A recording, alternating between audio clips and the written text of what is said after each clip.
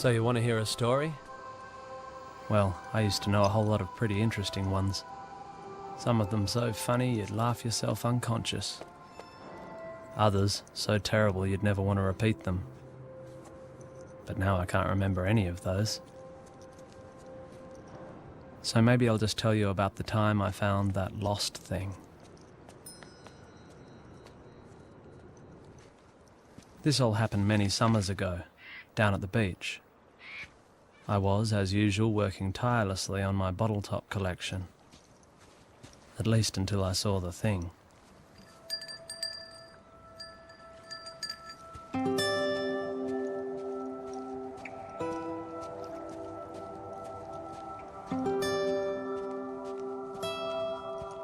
It sure wasn't doing much. It just sat there, with a really weird look about it. You know, a sad, lost sort of look. Nobody else seemed to notice it was there. They were all too busy doing other stuff, I guess.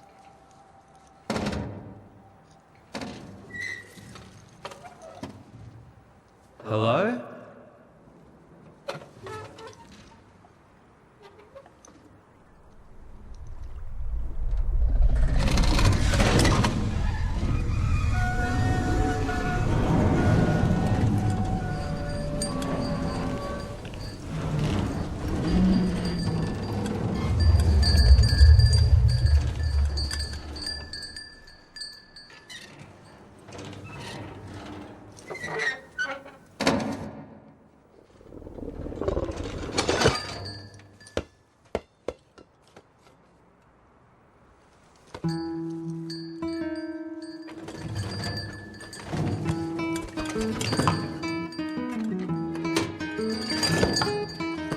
Turned out to be really friendly, and I played with the thing for most of the afternoon.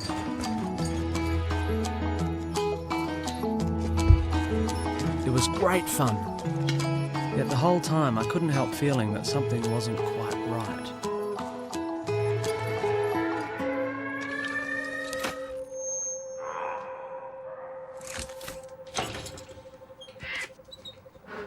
As the hours slouched by, it seemed less and less likely that anyone was coming to take the thing home.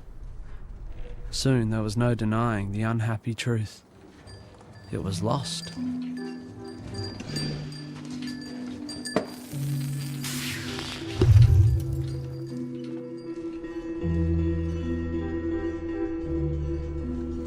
I asked a few people if they knew anything about it.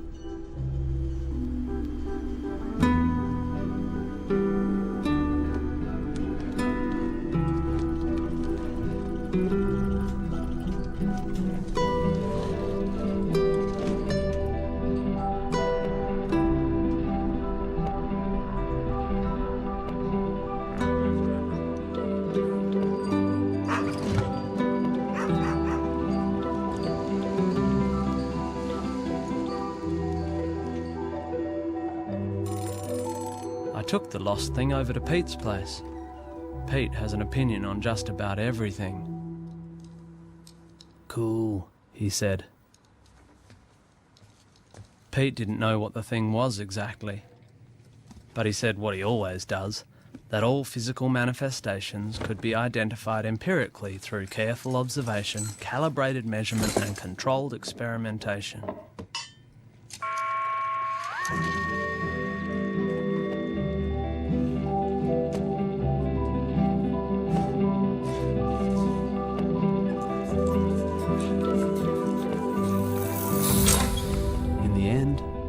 Shrugged.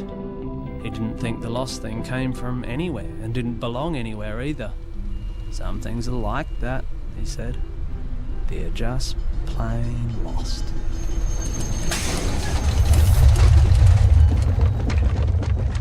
There was nothing left to do but take the thing home with me. As for my parents, well, they already knew that Mum would be concerned about how filthy its feet were. And that Dad would be worried about all sorts of strange diseases. And they both just wanted me to take it back to where I found it. But it's lost, I said. Not that it made any difference. decided to hide the thing in our back shed, at least until I could figure out what to do next. I mean, I couldn't just leave it wandering the streets.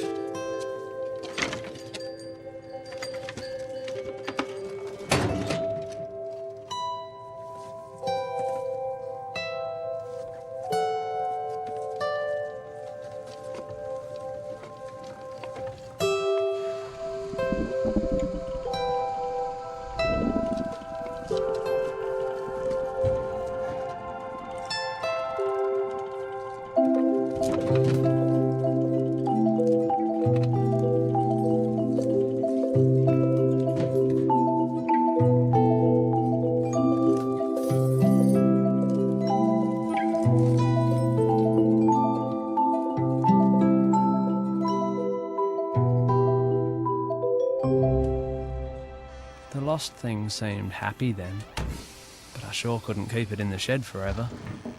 Mum or Dad would eventually notice it when they came out looking for a hammer or something. It was a real dilemma.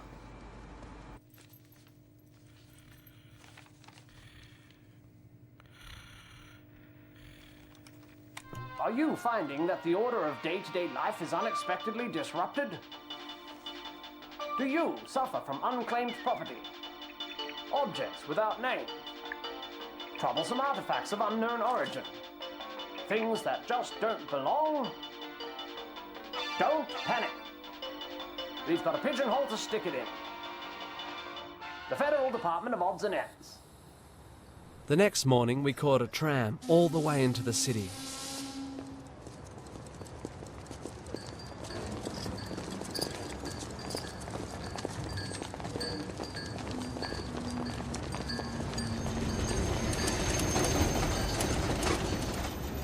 We arrived at a tall, grey building with no windows.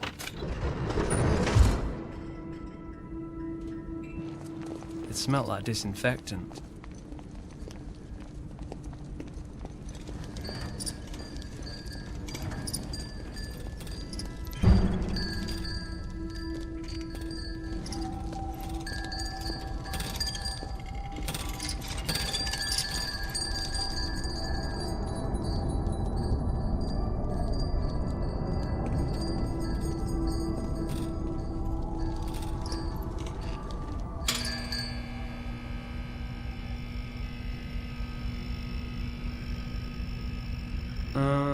I have a lost thing, I called to the receptionist.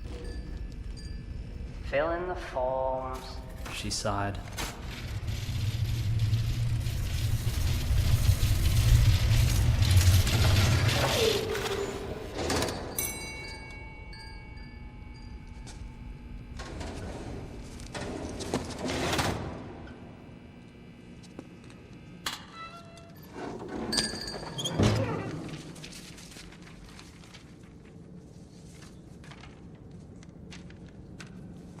I was looking around for a desk when I suddenly felt something touch my elbow. And then there was a tiny voice.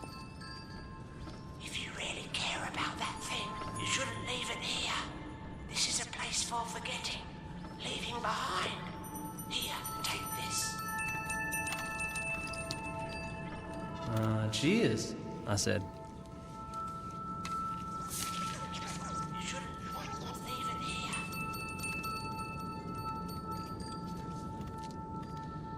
It was some kind of sign, I guess. Not very important looking, but it did seem to point somewhere.